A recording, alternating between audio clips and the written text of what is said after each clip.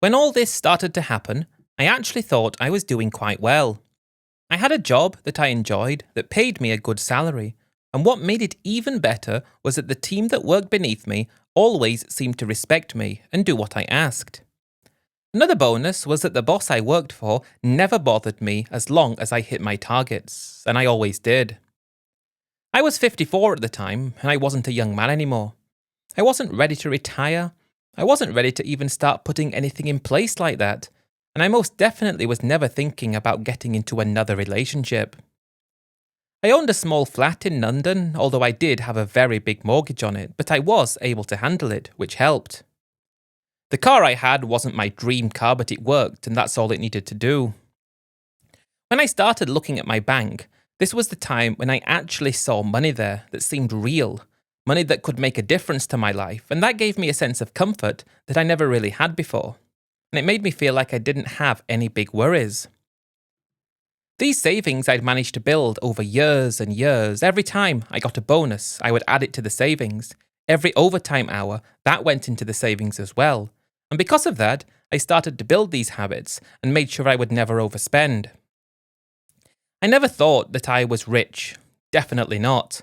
But I always could look at my accounts, and if the number was good, it made me feel good. It made me feel like I was a grown-up. How naive that is to say, but it did. I had an ISA, I had a pension pot, although it wasn't huge, but it was there, and the fact that it was there made me feel good. I had cash set aside, and that gave me options. Part of me wanted to pay off the mortgage, and part of me wanted to sell up and do something different. But most of all, I was just happy in the moment, and that made me not want to do anything else. I found that most of my friends were in very similar positions than I was. They all worked really hard, they were all of a similar age to me, and most of them talked about the same things that I did. Pensions, how old they planned to retire, things like that. Although I felt lucky that I was able to have my own plans, I always found myself trying to come up with things for them as well when we talked, and that was very interesting. One thing we liked to do often was go out together in the evenings, Fridays especially. That was one of the ways we got together as a team outside of the office, and that lets you find out more about people than they would share otherwise. I suppose it is different for everyone, so I can only say what it was for me. That was my life, my job, my house, my mortgage, everything. That was who I was, and that's who I wanted to be. One thing that I'd always tried to avoid during my life was drama. I hated it. Drama was the thing that I disliked the most, and that's why I never made a success of any relationship. I did most of the cooking myself, I kept the place I lived tidy, and I went to the gym 2 or 3 times a week just to keep in some kind of good habit. Most of the time I went on holiday, I only went for short breaks to Spain. The flights were cheap, and that was easy. It was easy to get to, and the idea of sitting on a plane for hours and hours at a time going anywhere further made me feel scared, if I'm being honest. I never chased excitement over and above what my normal life was. I liked the rhythm I got at work. Everything was easy in the sense that I knew how to do it, and it wasn't overly stressful. What I'm trying to say is that, in all of this, I wasn't looking for a new life. That's very important to say. I wasn't looking for anything different. I promise I wasn't. I was just thinking about paying off my mortgage as fast as I could, and once that was done, I could do anything I wanted, within reason. I always told myself I needed to stay sensible. That was important. And every month I needed to follow particular rules, and if I needed to save, I'd force myself to do it. I planned always to retire when I was around 60. Maybe 61 or 62. It wasn't set in stone, it wasn't concrete, but that's what I wanted to do. And that was where I was headed, and it was looking like it was going to be possible, and that was only not very long away. It was who I was, that's where I was, and that's what I was doing with my life. And then I met her. I met her, and things changed. I met her in England, and no, it wasn't in some noisy club or bar, nothing like that at all. It was just a normal night. A mate from work asked me along to a birthday dinner in a small restaurant near Paddington. It wasn't anything special, and she turned up because she was friends with the girl whose birthday it was. She was 28, from the Philippines, and she was full of energy, And the way she laughed so easily at jokes that weren't funny, you could see that she cared about just being in the moment. When I spoke, she listened to me, which straight away made me stand out to her in a way that no one else did. I think what I'm trying to say is that she was different, at least to me. It hit me in a way because I'd never felt like that in years. I'd spoken to so many people over my life, like everyone does. When you're getting into the early stages of a relationship, most of the time it felt so different to this, like it was fixed along some kind of rule book, but she was different. She started asking me things about myself almost straight away. What job I did, for example, where I grew up, and it just felt right. It seemed like she was actually interested in me, not just putting on a show. She told me she was studying part-time and working as well, and that she'd come to England only a few years before, and that she liked it, and it was her hope to stay. Her English was really great, it was perfect, and to be honest, at the time I didn't even know they spoke English in the Philippines. I don't know why, but I liked her straight away. She messed around a bit, called me Sir first, then switched to my name, and she knew what she was doing, but I didn't care. I didn't know anything about her background or where she came from or what she did before. I knew nothing. And I didn't care. I have to say that I didn't care about anything. I bought drinks for the whole table, we ate, and she stayed right beside me all night. It was completely unexpected, and I don't know what she saw in me. I know what I saw in her, it was obvious, but what did she see in me? I find that she's laughing and touching my arm every now and then, and asking me little things just to keep the talk going. At the end of the night, I asked for her number, and then she grabbed my phone out of my hand almost immediately and put the number in herself. Then she checked I saved it, and told me to message her as soon as I got home. I did that, and from that point we spoke every day. Messages in the mornings, longer calls at night, and before long we were meeting up twice a week to go out for meals together. It moved really quick, a lot quicker than I thought it would, but I went with it. She always made time for me, and I started cancelling other things without even thinking, just to see her.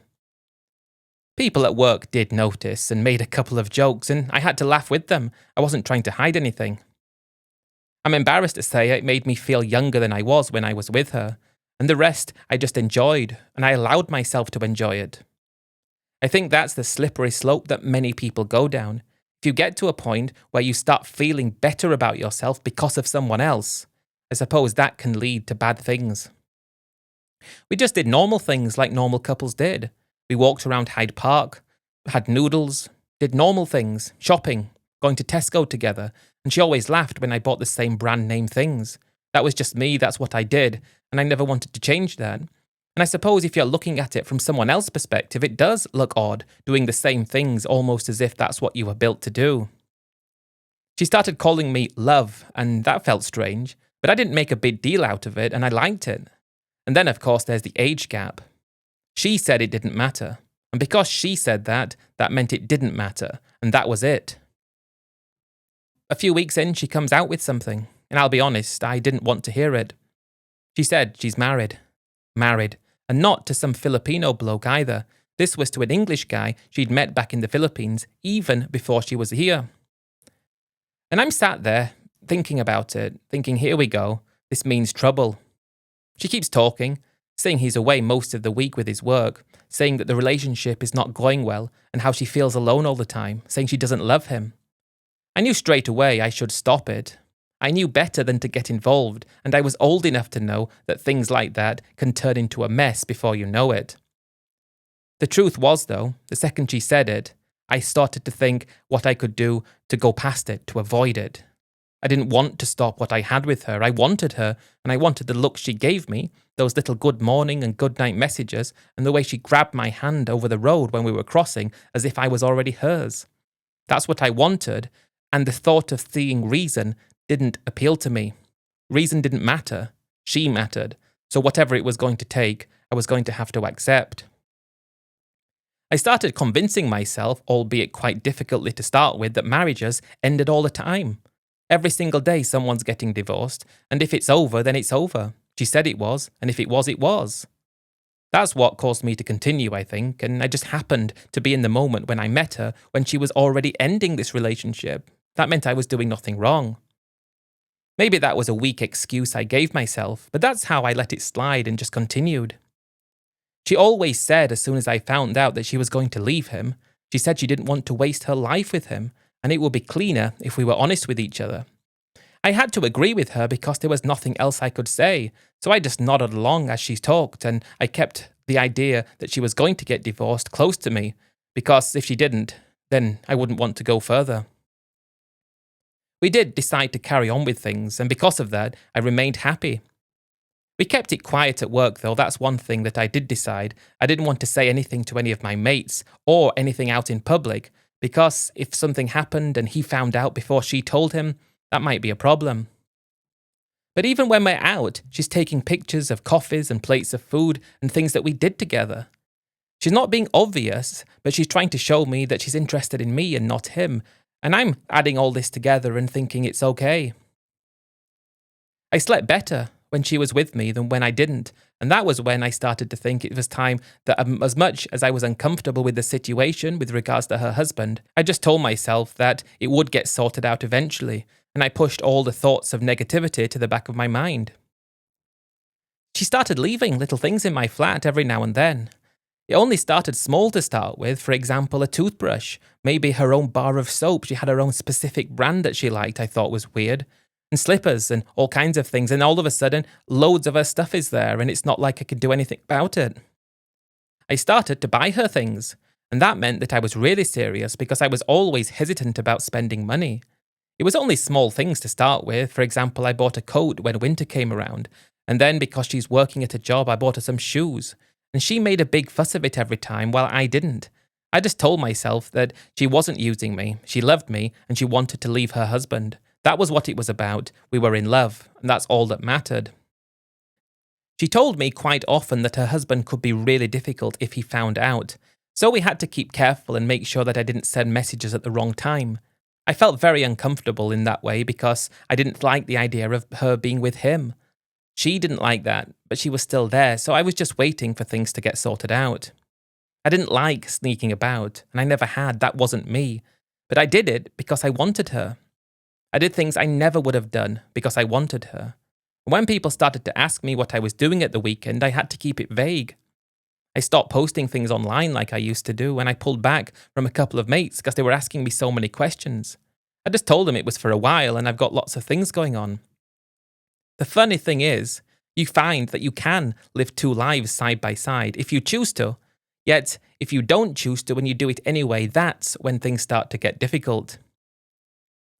It didn't stay hidden for long. Her husband found messages, or maybe he just figured it out. I don't actually know because she didn't describe it properly. I will never know for sure. But either way, that's when the row started. She told me about them afterwards, the shouting and all the late night talks that she had with him, and they went round with circles. And then she said the worst. He got violent, and that was something I would never have done. Part of me wanted to go round and confront him, but I knew that wouldn't be the right solution. It was down to her, so we had to wait for her to sort it out. There were accusations, though, all the time. Silence when neither of them had anything left to say, that's what she told me, and I didn't know what to do. Part of me just wanted to say to her, sort it out quickly or I leave. But the other part of me wanted to say, sort it out quickly or I'll keep feeling upset and I'll still wait as long as it takes. That's how much she had hold of me. One night, though, she turned up at my place. She had a small suitcase and said she wasn't going back. I let her in and told myself that this would all be sorted quickly. I was one of those people who had to convince himself to do things. Even though I'd already done it, I had to rationalize it with myself to make myself feel better. It wasn't a quick process, but it definitely did move along. She got herself a solicitor and he got one, and then the letters started coming in. I didn't read them, it wasn't really anything to do with me. I didn't want to, either. It wasn't my business. But every time I did have a quick glance at something, and it made me feel worse because I knew the little details that I didn't really want to know. I had to just keep my head down, go to work, and let her sort it all out. She was very sharp when it came to dates and paperwork. She made sure that everything was done properly, even though it was difficult for her because it was a legal system she had no idea about. I was really proud of her for her ability to do that. I mean, I'm not saying that for any other reason than that's the truth. Then came the mediation meetings. They started talking about the property and bank accounts, and in the end, he moved out to a rented flat and the divorce went through. One thing that should have scared me, it should have made me run for the hills. It should have made me think this is the worst idea in the entire world. I should have done anything to run away. Even if it meant losing a lot of money, I should have done something. But she walked away with half of what he had. That's how it works.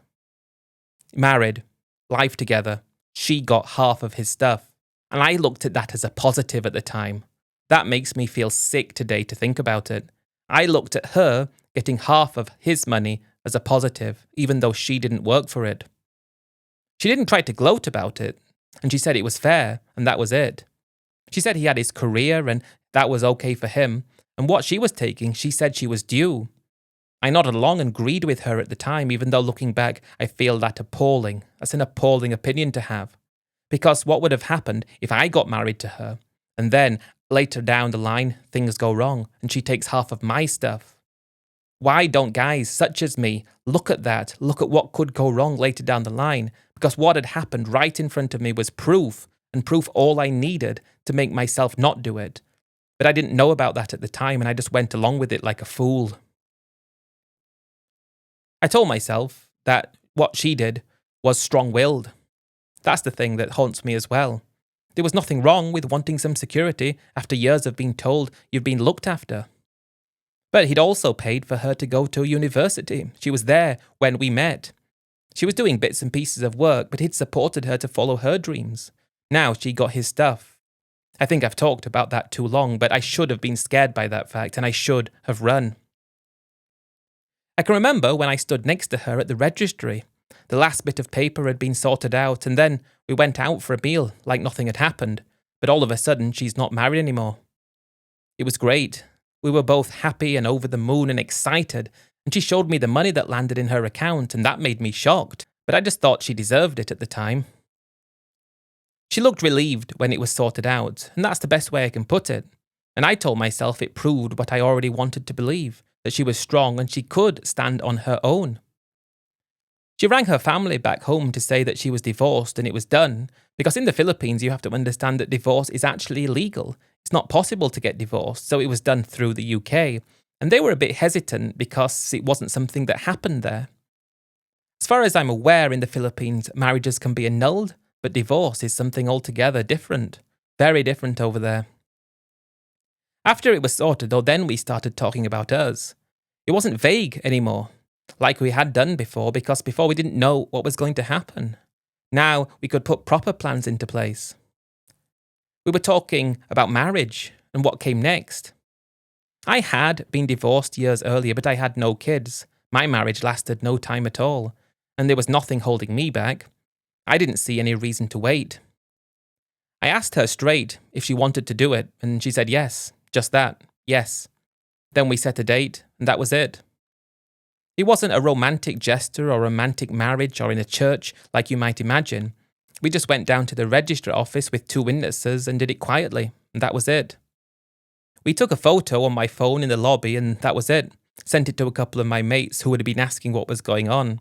They just sent back a thumbs up and the usual jokes about my age and hers.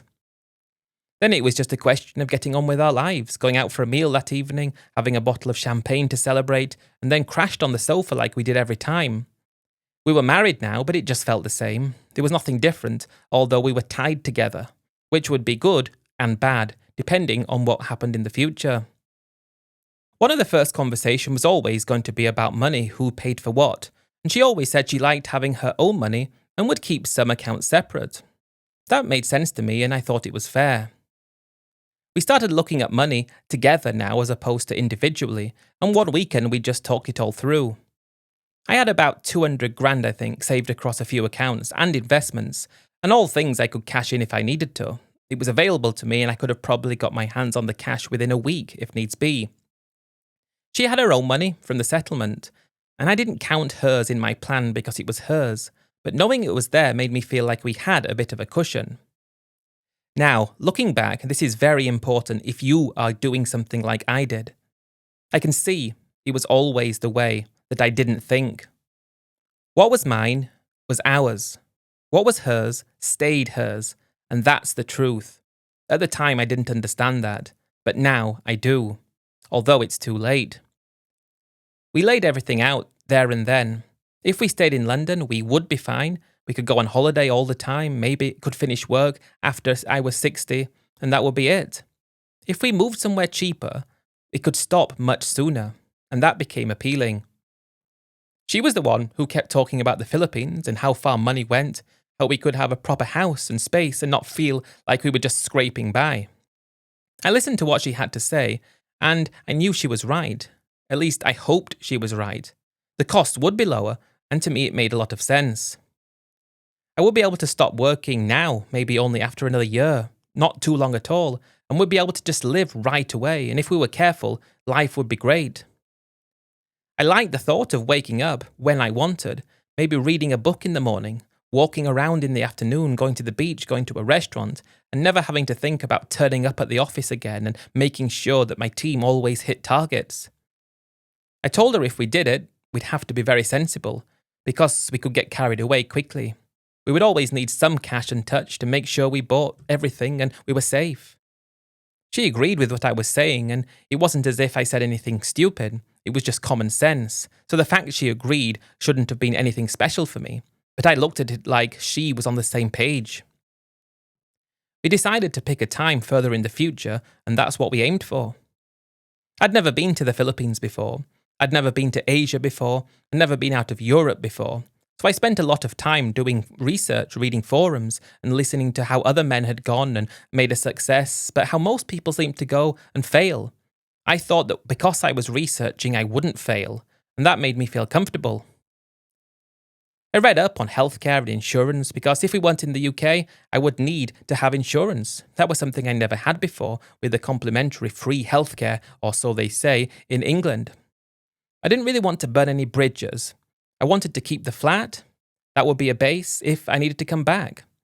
She agreed because that would give us options. Then it's time we're looking at actual flight prices. That's when it starts to feel real. I start thinking about shipping a few boxes over. There were things that I just wouldn't want to get rid of. Then, how much is it going to cost to send money? I didn't know about how the easy options worked at the time. Everything seemed possible. That's what I'm trying to say. And we just took it step by step. One day, I decided to call my pension provider. I wanted to see what it looked like if I finished early, and the numbers weren't great, but they weren't terrible either.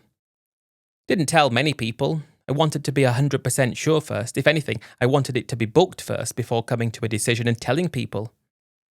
If we had everything in place, that would be the time to tell people.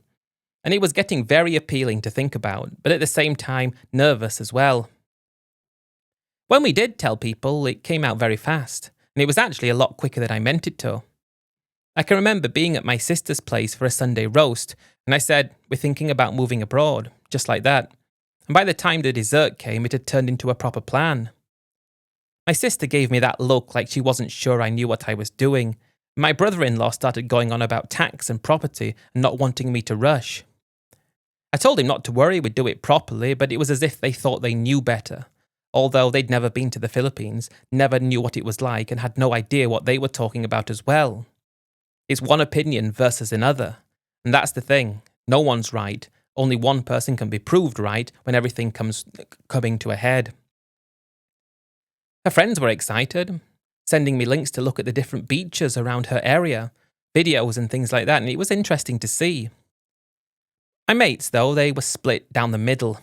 Some of them were saying, "Good for you, go for it, life's short, enjoy yourself." But lots of the others were saying, "You're mad to throw away a settled life at my age." I heard all of it, and the problem was nobody was right. It was just opinions. And when you start to understand that these are just opinions, nothing is stone cold fact, then you start to make your own mind up and just ignore everything as noise. I told the office I was planning to leave within a year, and they did try to tempt me with a new project that would pay a lot more money if I stayed. But the problem was my head was already gone. It was already made my mind up, and then even though there was more money, it wasn't attractive anymore. If they'd told me before I'd made my mind up, I'd have snapped it straight away, but they didn't.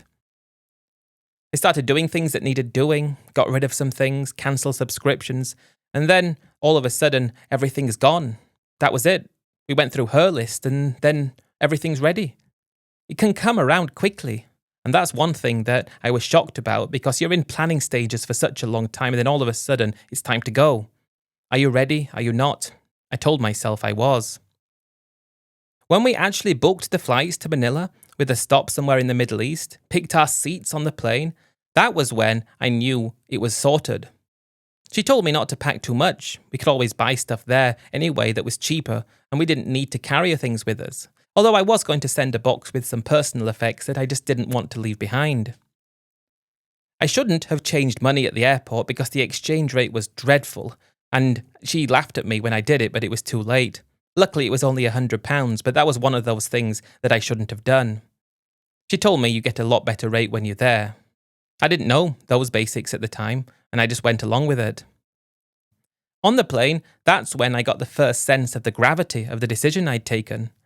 I watched her fill out a form like she'd done it 100 times, something to do with her arrival in the country, and I just went along with it and she did mine as well. I told myself everything was good, and I was just happy to be in the moment doing something different, but I did have a slight apprehension that I couldn't quite shift. On the last leg into Manila, I can remember looking out at the lights when the plane was coming into land, and then I was starting to get nervous, and I tried to tell myself to keep calm. Don't think too much. You can tell yourself one thing and it sounds easy enough, but on the other hand, you're panicking. On the other hand, she's excited, talking about how excited she was to be there, couldn't wait to land, talking about her uncle, knowing people, and her cousin working and how we can make everything right.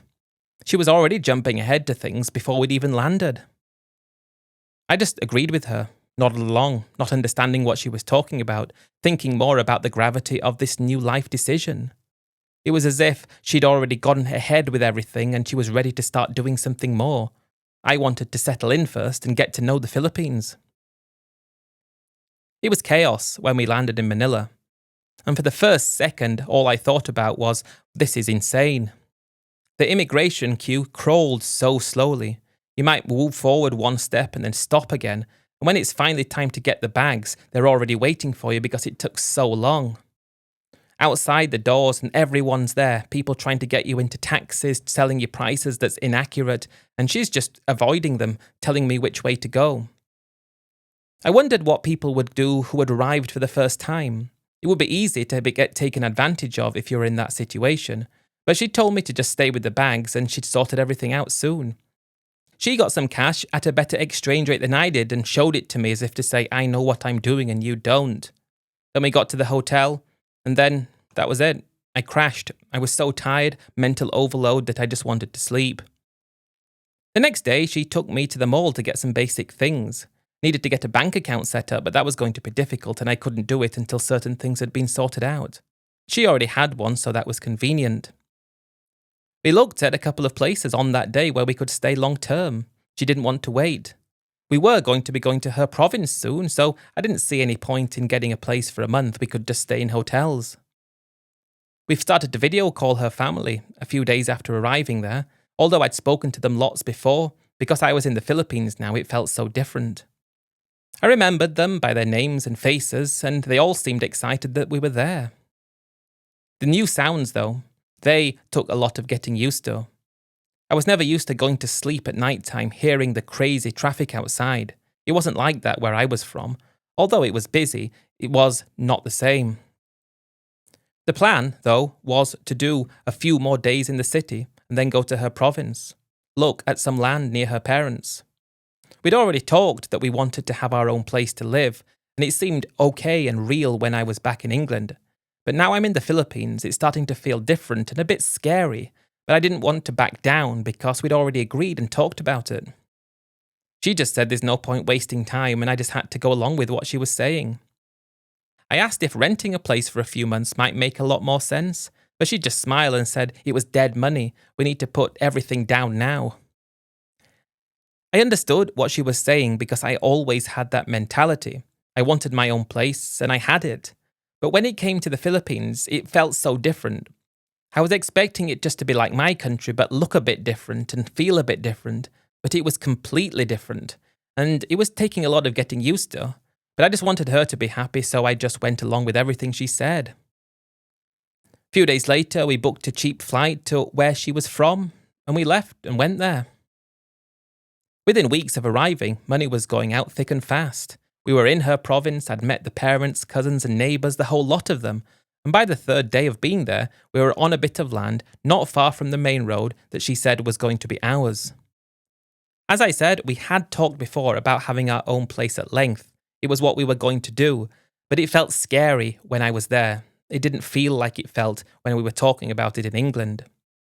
The land, though, was great. It might have been a bit bigger than we needed, and it was just rough ground. There wasn't anything on it. She just kept saying that the price was so good and we wouldn't be able to find anywhere better. I asked again about names, etc., who would be on the title, and I knew foreigners couldn't own land, and it would have to be in her name.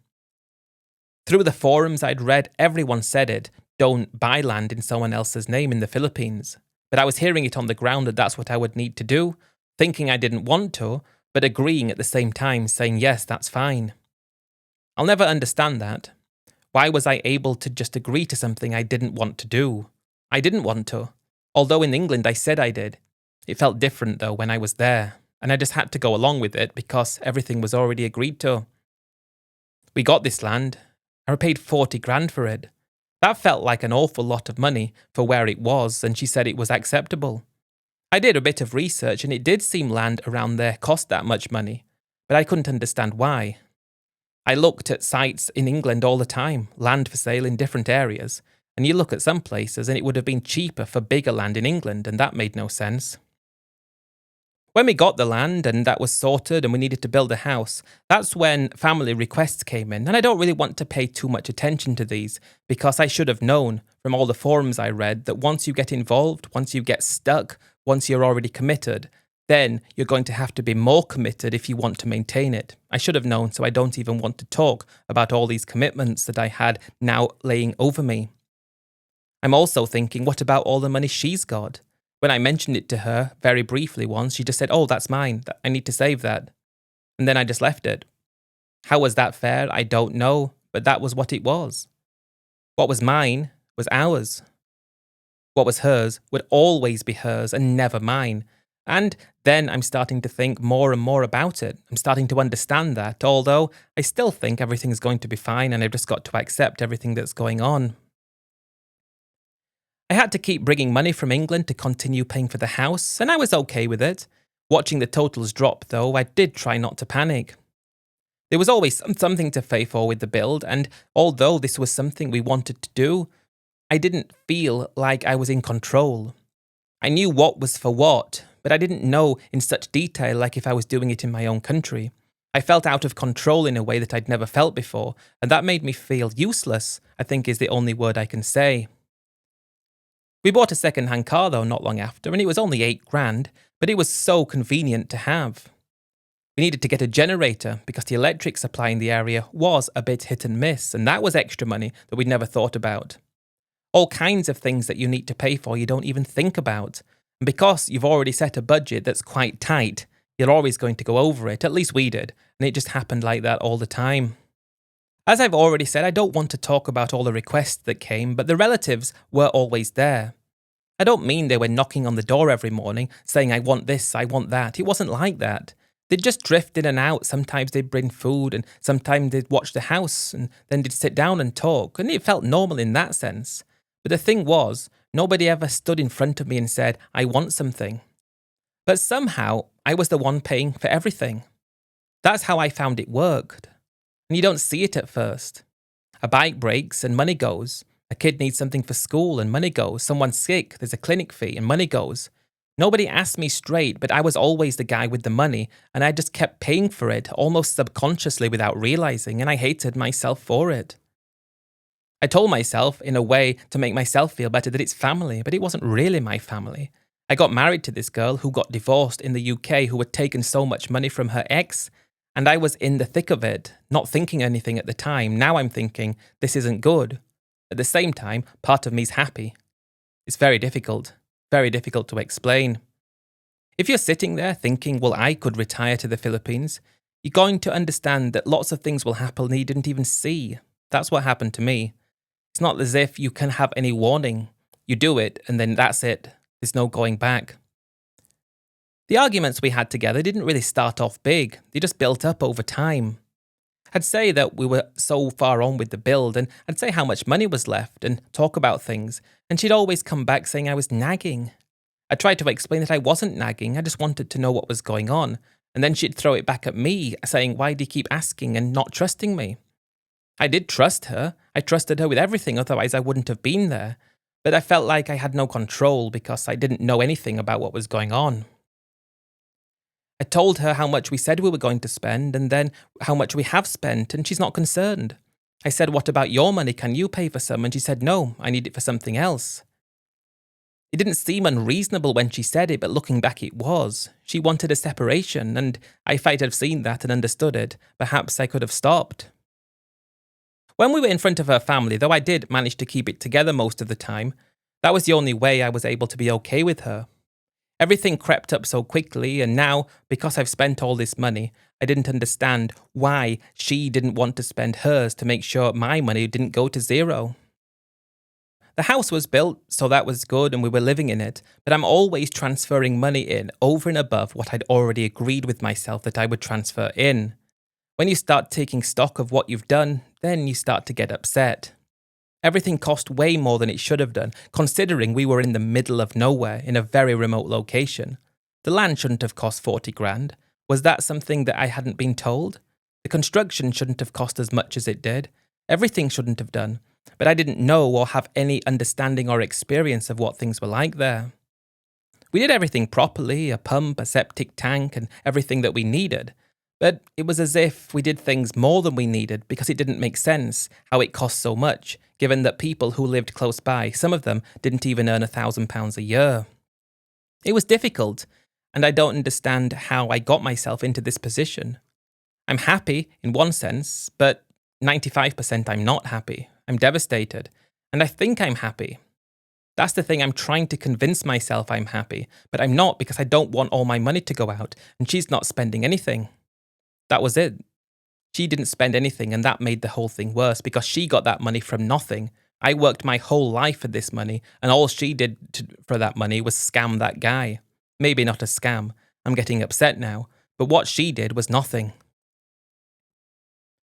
The weeks after we start talking and quarrelling about all these things, it was quiet, but in the way that felt so off. We did everything the same way that we always did, and I was trying to find joy doing simple things.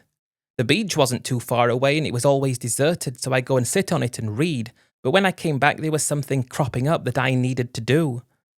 The paint went on a wall and it looked very shabby, and then I needed to pay to have it repainted. It wasn't expensive, but it was one of so many things that added up over time. And because she had money and wasn't spending it, that was when I started to think that this was her setup to get more money out of me. She got all that money out of him, now she's getting money out of me, and the more I looked at it, the more I couldn't understand how that wasn't the case. She always carried on as if nothing had changed.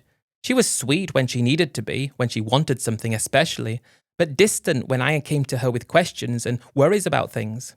And then the gap continued to grow. It was like it was one big betrayal, and it was planned all along. And the problem was, when you start to feel like that, you can't unthink what you're thinking, and I definitely couldn't unthink. Everything came crashing down when I had about £50,000 left, and that was it. Although it was still a decent amount of money, I went to her and said, I think you need to pay for something. The money that I had was meant to last a long time, and we've only been here a few years, and although we have a house, it belongs to you. Although we have a car, it belongs to you. And as though you have your family around you, I'm paying for them. How much money have you got left? Then she came to me and said she didn't have any money left, and she'd gambled it all away. I couldn't believe it when she said that. How much money did she gamble away? I find it hard to talk about. She got £143,000 from her marriage, from her divorce. That's how much she got, and she gambled it all away. I didn't know she was a gambler, and then you start speaking to her friends back in England who you'd known but never really talked to, and they can confirm the amount of time she used to do that. She'd hidden that from me so well. So that was it. I'd spent all this money, realised the truth about her, and I was falling out of love with her. I didn't want to be with her anymore because of everything that had happened. although I felt like everything was my fault. It was my fault for not understanding things properly from the start. If I had, everything would have been different. If I'd have looked at what she was doing with her ex and thought, if she can do it with him, why can't she do it with me? I should have looked at that, but I didn't, and I blame myself. Any man should blame themselves in that position. Any man should look at that and think, no way. But I didn't. So in the end, I just went home. I booked a flight on my phone just one afternoon after another argument about something that she didn't like about what I was doing, even though I was paying for everything. I'd had enough, more than enough, and I packed a bag with what little I had left. I left the rest of it behind. She looked at me as if she was waiting for this, and she was happy that I'd finally come to the decision to leave. She told me, go. I did. That was when everything continued to get worse for me. It took me a while to actually get my head together back in Manila to even board the flight. I started drinking and going to the bars for the first time and thinking to myself, if I'd have come to the Philippines as a single person, life would have been so much better. I got back home. Luckily, I kept the flat. That's my only saving grace, and the mortgage was being paid off by the person renting it. As of today, I am very close to having that paid off, and I do plan retirement in a different country, although I don't know when. I'm still married to her, although I don't speak to her anymore. And she's got the house and everything I bought, and she beat me. I think that's the only way to describe it. Listen to my story and don't do what I did. Don't put your life in the hands of anyone else because it's not going to end well, and it definitely didn't end well for me.